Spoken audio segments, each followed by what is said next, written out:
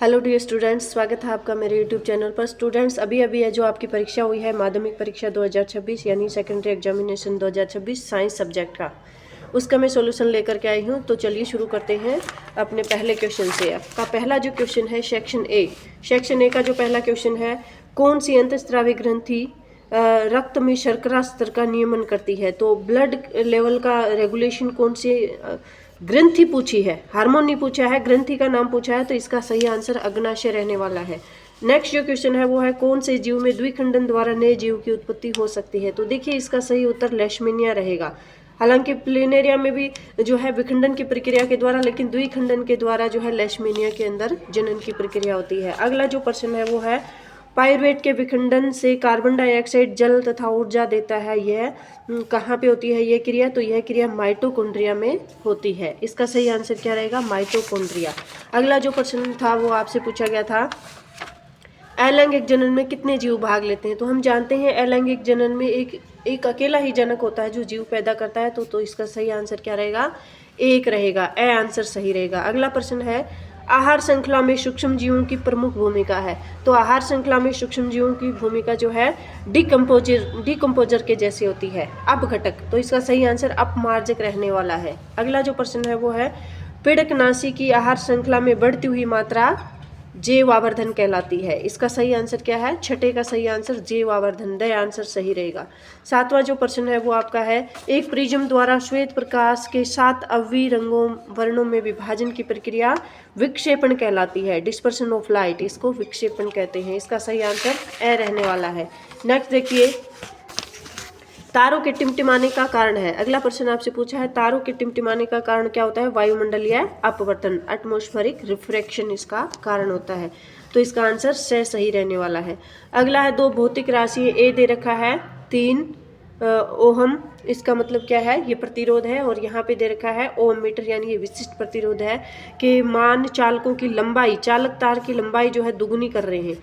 तो ए और बी का मान क्या होगा, देखिए जैसे जैसे चालक तार की लंबाई बढ़ाएंगे तो ये अनुक्रमानुपाती होता है, वैसे वैसे क्या होगा, प्रतिरोध भी बढ़ेगा। तो प्रतिरोध, इसको 2 गुना किया तो प्रतिरोध भी 2 गुना हो जाएगा, 6 हो जाएगा। तो इन दोनों में 6 है, लेकिन विशिष्ट प्रतिरोध पे कोई असर नहीं पड़ेगा। तो राइट आंसर इसका बे रहने वाला है। नेक्स्ट क्वेश्चन जो है आपका वो है, विद्युत धारा का एसआई मात्रक क्या है। तो विद्युत धारा का एसआई मात्रक क्या होता है, एम्पियर होता है, एम्पियर इसका राइट आंसर। 10वें का राइट आंसर क्या है, सी।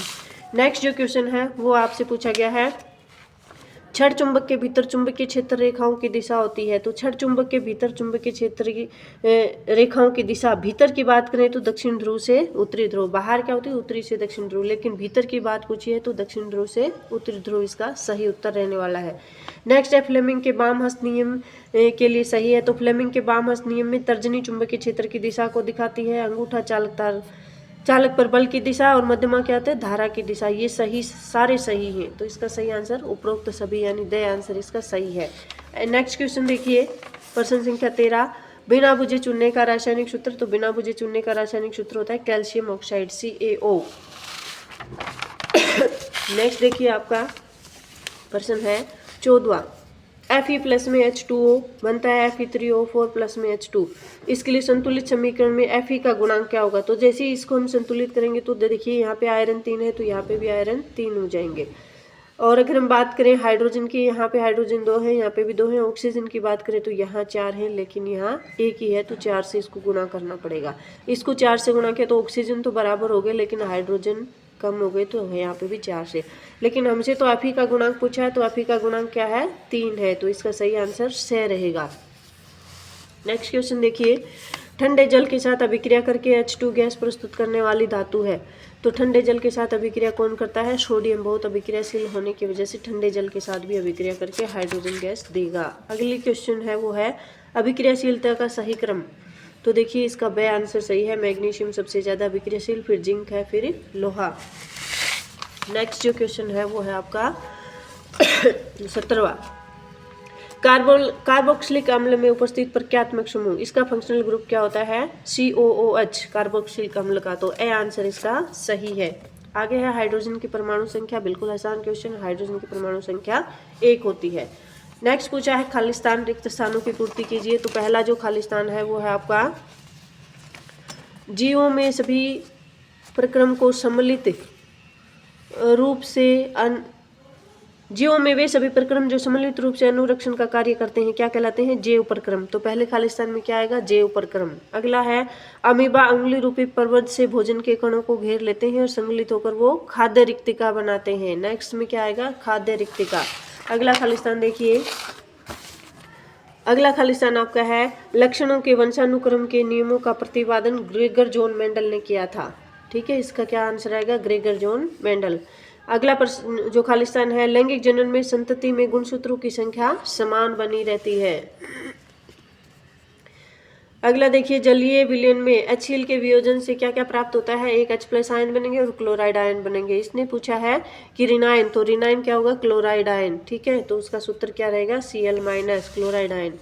और नेटल में खालिस्तान अम्ल की उपस्थिति के कारण तो हम लिख सकते हैं मेथेनोइक अम्ल या फॉर्मिक अम्ल, एक ही बात है। तो इस खालिस्तान में क्या आएगा? मेथेनोइक या फॉर्मिक। देखिए तीसरा जो प्रश्न है वो है आपका अति लघु उत्तरात्मक प्रश्न, यानी एक शब्द में या एक पंक्ति में इनके उत्तर आपको लिखने हैं। तो पहला प्रश्न है मस्तिष्क का कौन सा भाग रक्त दाब, लार आना या वमन को नियंत्रित करता है? तो मस्तिष्क का जो मेडुला ओब्लंगेटा होता है, पश्च मस्तिष्क का जो हिस्सा होता है वो क्या करता है? रक्त दाब, लार आना या वमन को नियंत्रित करता है। नेक्स्ट है पादपों में कौन सा हार्मोन कोशिका विभाजन को प्रेरित करता है? तो साइटोकाइनिन। इसका आंसर क्या रहेगा? साइटोकाइनिन हार्मोन जो कोशिका विभाजन को प्रेरित करता है। नेक्स्ट पूछा है दो अलग अलग लक्षणों के वंशानुक्रम में F2PD लक्षण प्रारूप अनुपात होता है, यानी फिनोटिपिक रेशियो पूछा है। तो वो क्या रहने वाला है? 9:3:3:1। इसका राइट आंसर रहने वाला है। इसका राइट आंसर क्या? 9:3:3:1 इसका सही उत्तर रहने वाला है। नेक्स्ट है चौथा, एक लंबे और एक बोने पौधे के संकरण कराने पर F1 पीढ़ी में कौन से लक्षण प्रकट होंगे? तो देखिए जो प्रभावी लक्षण है वो F1 पीढ़ी में होंगे। एक लंबे पौधे का और एक बोने पौधे का संकरण कराया तो सारे के सारे जो F1 पीढ़ी में बनेंगे वो एक बड़ा टी और एक छोटा टी, और सारे पौधे लंबे होंगे। बड़ा टी जो है वो प्रभावी लक्षण है, तो लंबे वन का लक्षण जो है दिखाई देगा F1 पीढ़ी में। नेक्स्ट पूछा है वायुमंडल में ओजोन परत क्यों आवश्यक है? तो वायुमंडल में ओजोन परत क्या करती है? हानिकारक पैराबैंगनी विकिरणों को, अल्ट्रावायलेट जो विकिरण होती है उनको रोकने का काम करती है। वो विकिरण अगर पृथ्वी पर आती हैं तो हमें बहुत सारी त्वचा संबंधित जो कैंसर है वो हो सकता है और आंखों से संबंधित बीमारियां हो सकती हैं। तो अल्ट्रावायलेट विकिरण को ये रोकने का काम, पैराबैंगनी विकिरणों को रोकने का काम करती है। अगला है गोलीय दर्पण की वक्रता केंद्र को परिभाषित कीजिए। तो गोलीय दर्पण का वक्रता केंद्र है, इसकी परिभाषा कैसे लिखोगे? हम लिखेंगे उस खोखले गोले के केंद्र को जिसका दर्पण एक भाग है गोलीय दर्पण का वक्रता केंद्र कहा जाता है। नेक्स्ट पूछा है लेंस की क्षमता को परिभाषित कीजिए। तो लेंस की क्षमता क्या होती है? किसी लेंस द्वारा प्रकाश की किरणों को अपसरित या अभिसारित करने की जो क्षमता होती है उसे हम क्या कहते हैं? लेंस की क्षमता कहते हैं। इसे P से दिखाते हैं और P बराबर 1/f होता है।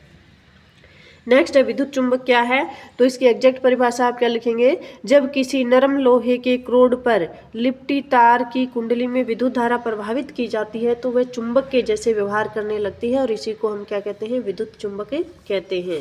नेक्स्ट जो क्वेश्चन है वो है विद्युत परिपथों में फ्यूज का क्या कार्य है? तो विद्युत परिपथों में फ्यूज जो हो सुरक्षा युक्ति की तरह कार्य करते हैं। जब किसी विद्युत परिपथ में ज़्यादा विद्युत धारा प्रवाहित की जाती है तो ये फ्यूज तार क्या होता है? पिघल कर टूट जाता है, जिससे उपकरणों की जलने से रक्षा हो जाती है। नेक्स्ट आपसे पूछा है जिंक प्लस में सल्फ्यूरिक अम्ल बनता है जिंक सल्फेट प्लस में हाइड्रोजन। इस शब्द समीकरण के लिए संतुलित रासायनिक समीकरण लिखना है। तो इस तरह से आप लिखेंगे जिंक Zn प्लस में H2SO4 और क्या बनता है? जिंक सल्फेट ZnSO4 प्लस में H2 हाइड्रोजन गैस। ये आपका समीकरण जो है संतुलित ही है, तो ये समीकरण जो है इसका राइट आंसर रहने वाला था। नेक्स्ट जो क्वेश्चन है वो है CaOH यानी कैल्शियम हाइड्रोक्साइड और उसको कार्बन डाइऑक्साइड के साथ जब रिएक्शन कराते हैं तो क्या बनता है? X प्लस में H2। ये X का नाम बताना है, तो X क्या बनेगा? Calcium carbonate CaCO3। तो इसका सही आंसर क्या रहने वाला था? X बराबर CaCO3।